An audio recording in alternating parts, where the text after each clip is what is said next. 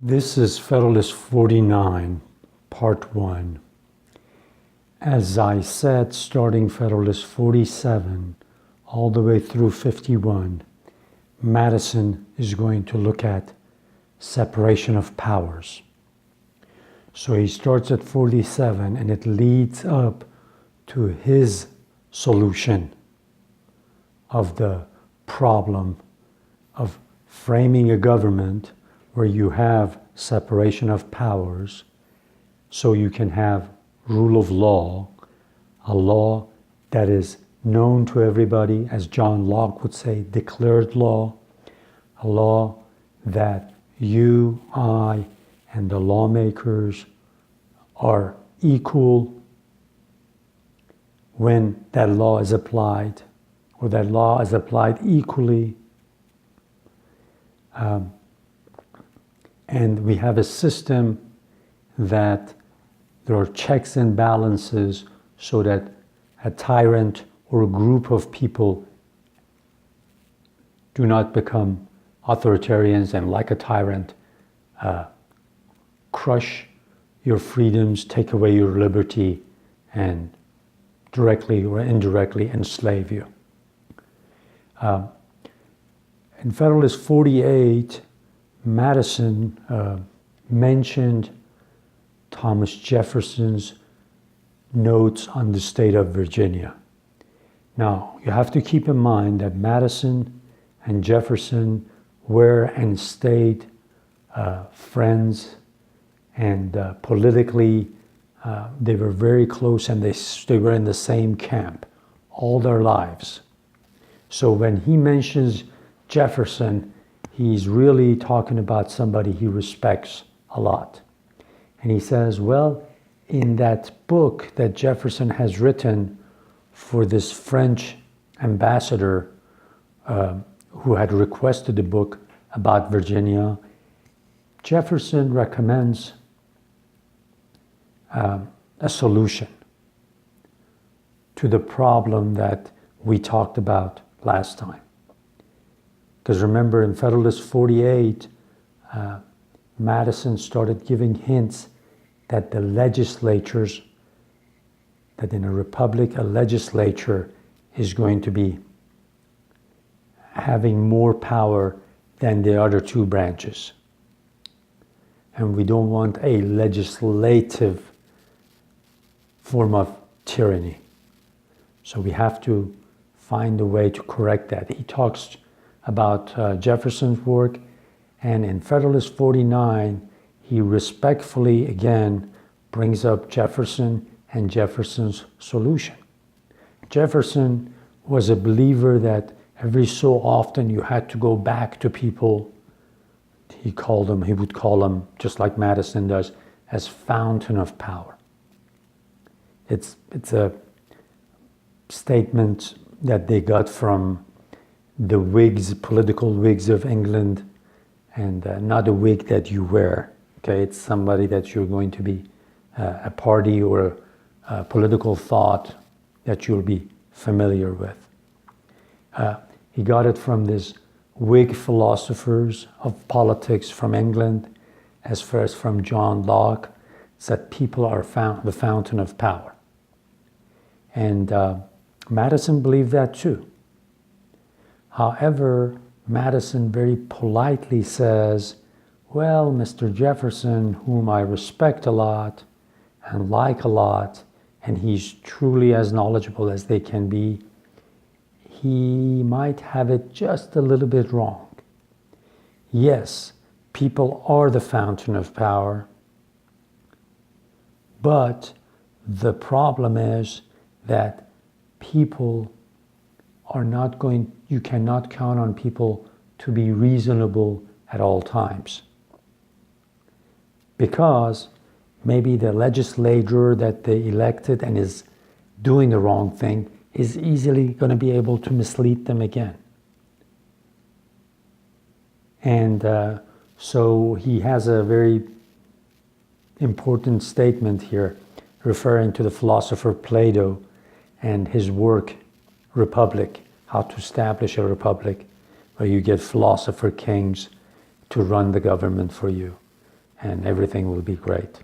And they don't believe that, and they shouldn't. Because you can't wish for a race of philosopher kings to come and rule United States. Look at right now the situation in the United States. Look at some of the people who are elected. They should not be in office. But they got in office by either lying to their supporters or telling them half-truths, or maybe telling them part of the truth, but only pointing to the opposition to say, hey, if you don't get me, you're going to get them. So lesser of the evils, as they say. So Madison says, no, you cannot count on people, even though we love people, we know people are the fountain of power. You cannot let them, you cannot count on them being reasonable all the time. They might get passionate about something and let passions rule over their reasoning rather than what is best for them in the long run. So we have to make a structure that will safeguard the system, that will safeguard our future, that in case, even if the legislature that's elected is going to act tyrannical, there should be a mechanism to stop. That's why this Constitution is written the way it is. That's why you have separation of powers, checks and balances, judicial independence. You have a known time where everybody is going to go up for election. It doesn't change every 2 years. They say, okay, let's meet 3 years from now for an election. It says no, because you want people to know when they can throw the bad people out of office. So he's constantly thinking of a mechanism, a framework to set the government up on, so that in case bad people are elected to whatever office, the whole building won't come crushing down on heads of all the public. So Madison, in number 51, is going to get to a point where he's going to say, we know you give people power, even good people become ambitious, look for their own interest first and their party first before they look at the interest of the whole community. So you have to have ambition to counteract ambition. That'll be his solution.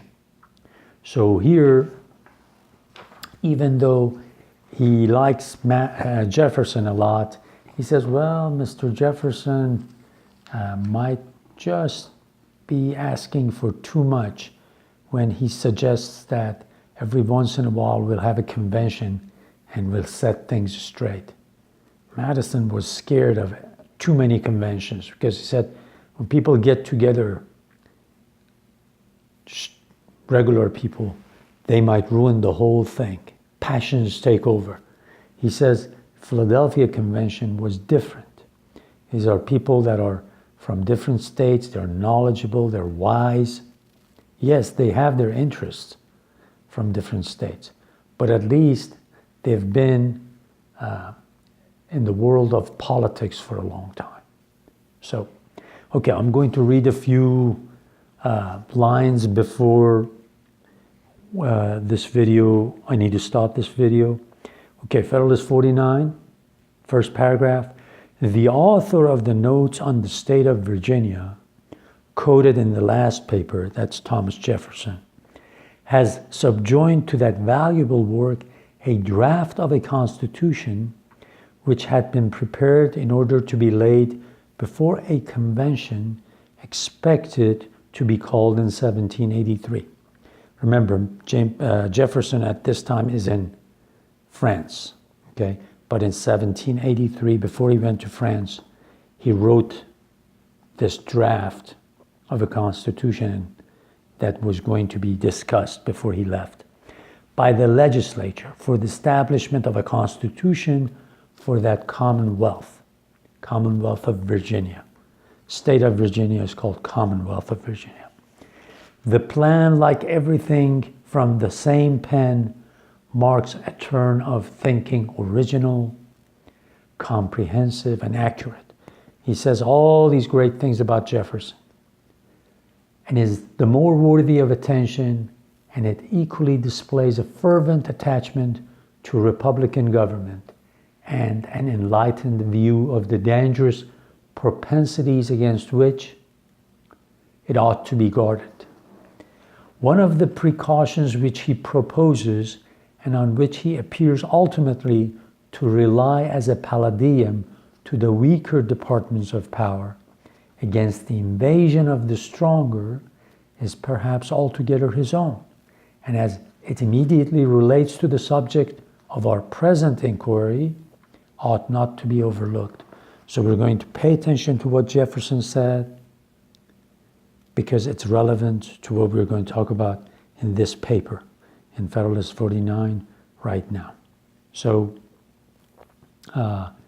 again, he starts with high admiration for Jefferson, because he did have high admiration for Jefferson.